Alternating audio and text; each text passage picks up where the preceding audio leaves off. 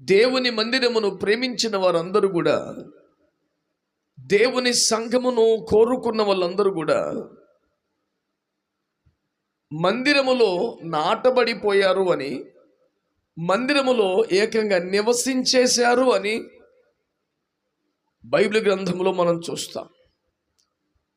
నీ మందిరమునందు నివసించువారు ధన్యులు అంటూ కోరో కుమార్తెలు పాట రాసి పాడడం కూడా మీరు వినుంటారు. తన పేరు మీద ఒక మహానగరాన్ని నిర్మించుకున్న దావీదు కూడా చిరకాలం యెహోవా మందిరములో నివాసము చేసేదను అని చెప్పడం మీకు గుర్తుండే ఉంటుంది. 84 సంవత్సరాలుగా ఒక్కరోజు కూడా మందిరాన్ని విడిచిపెట్టకుండా మందిరములోనే విపరీతమైన ఉపవాసాలు, జాగరణాలు చేసినటువంటి అన్న అనే ఆషేరు గోత్రికురాలు గురించి కూడా మీకు గుర్తుండే ఉంటుంది. ఇవన్నీ మీకు చెప్పడానికి కారణం ఏమిటంటే, వాళ్ళు మందిరానికి వచ్చిపోయిన వాళ్ళు కాదు, వారంతా మందిరములో నివసించిన వారు, మందిరాన్ని ప్రేమించిన వారు. పాత నిబంధన కాలములో దేవుని మందిరానికి ఒకవేళ వెళ్ళినా, ఎంత రాజుగారికైనా ఎంత పెద్దవాడికైనా ఆవరణం వరకే అవకాశం.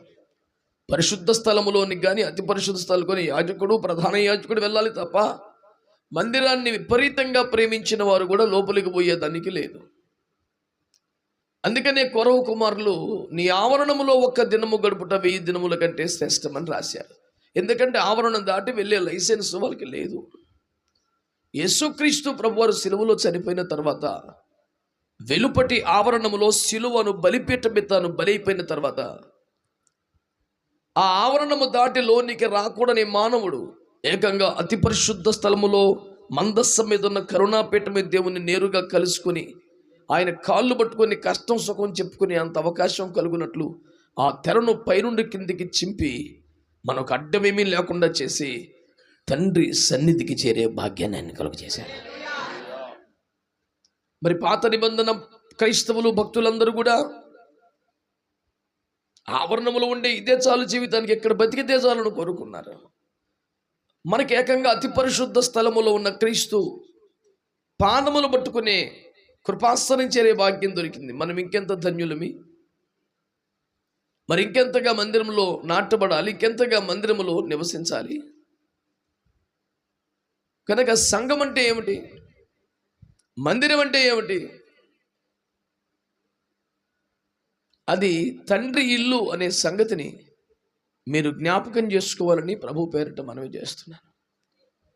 చాలామందికి పిల్లలకు పాఠశాల ఎంతో, మనకు చర్చి అంతే.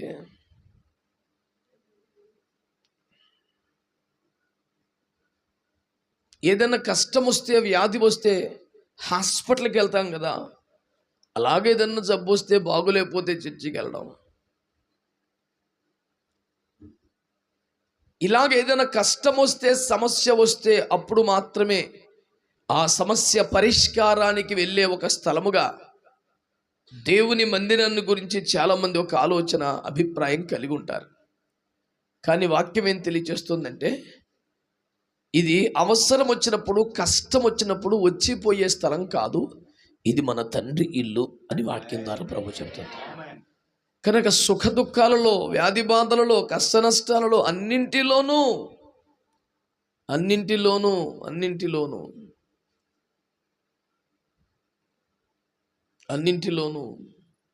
మనము నివసించవలసినది దేవుని మందిరములోనే.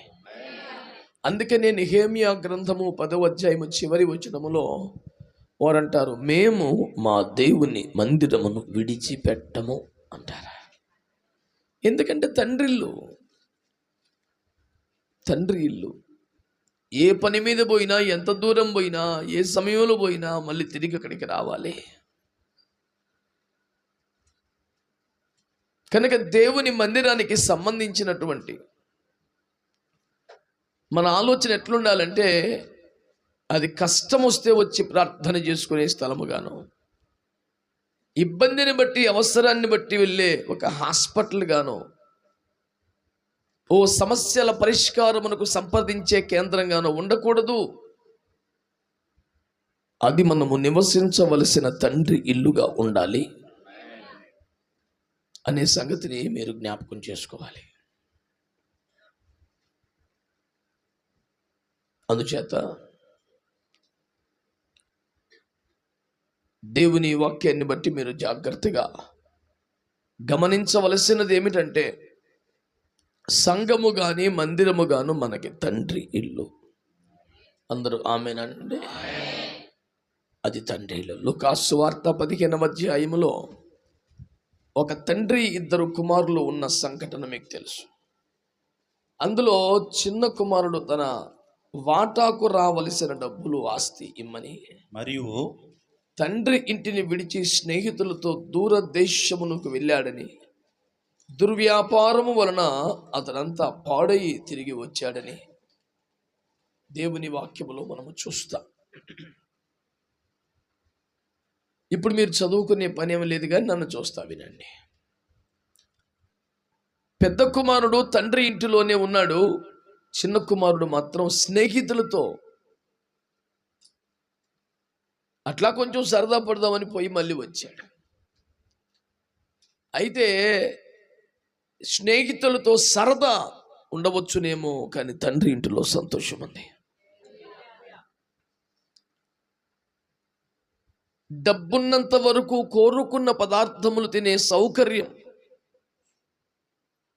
స్నేహితులతో ఉండవచ్చునేమో, కానీ ఎప్పటికీ తరగని ప్రేమ, వాత్సల్యం తండ్రి ఇంటిలో ఉన్నది. దేవుని బిడ్డలారా, అతను నా తండ్రి ఇంట పనివారు సైతం, కూలివారు సైతం సమృద్ధిగా అన్నము తినుచున్నారు. నాకు ఇక్కడ ఆహారము లేక అలమటిస్తున్నాను, నేను ఎందుకు ఇక్కడ ఉండాలి, నేను వెళ్ళిపోతాను అని అతడు అనుకోవడాన్ని మీరు చూస్తారు. మీరు గమనించండి, కనాను దేవుడు కోరుకున్న, తన ప్రజలకు వాగ్దానం చేసిన దేశం. ఐగుప్తు దేవునికి ఇష్టము లేని, దేవ విరోధమైన ప్రాంతం.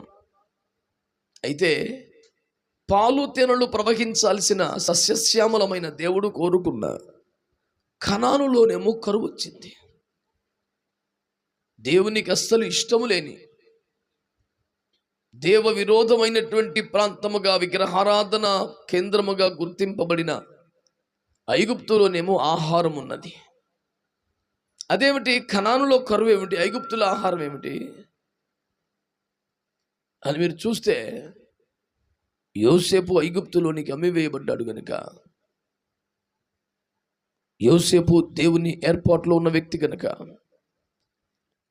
యోసేపు ద్వారా దేవుడి ప్రణాళిక నెరవేరాలని దేవుడు అతనికి బయలుపరిచి ఉన్నాడు గనుక,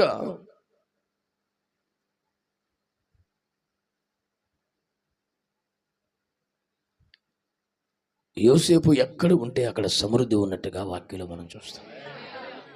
అతను ఐగుప్తు వచ్చాడు, ఐగుప్తులో సమృద్ధి. పోతీఫర్ ఇంటికి వెళ్ళాడు, అతని ఇంటికి ఆశీర్వాదం. ఫరో ఇంటికి వెళ్ళాడు, అతనికి దీవెన.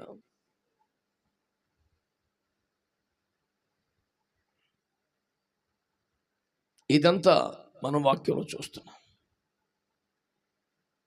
అందుచేతనే దేవుడు మనకు తండ్రిగా, దేవుడు మనకు దీవెనగా, దేవుడు మనకు ఆశీర్వాదకరముగా ఏర్పాటు చేసిన దైవజనుడు, ఆత్మీయ తండ్రి ఎక్కడ ఉంటాడో అక్కడ సమృద్ధి, ఆశీర్వాదం ఉండడాన్ని మనం వాక్యంలో చూస్తాం.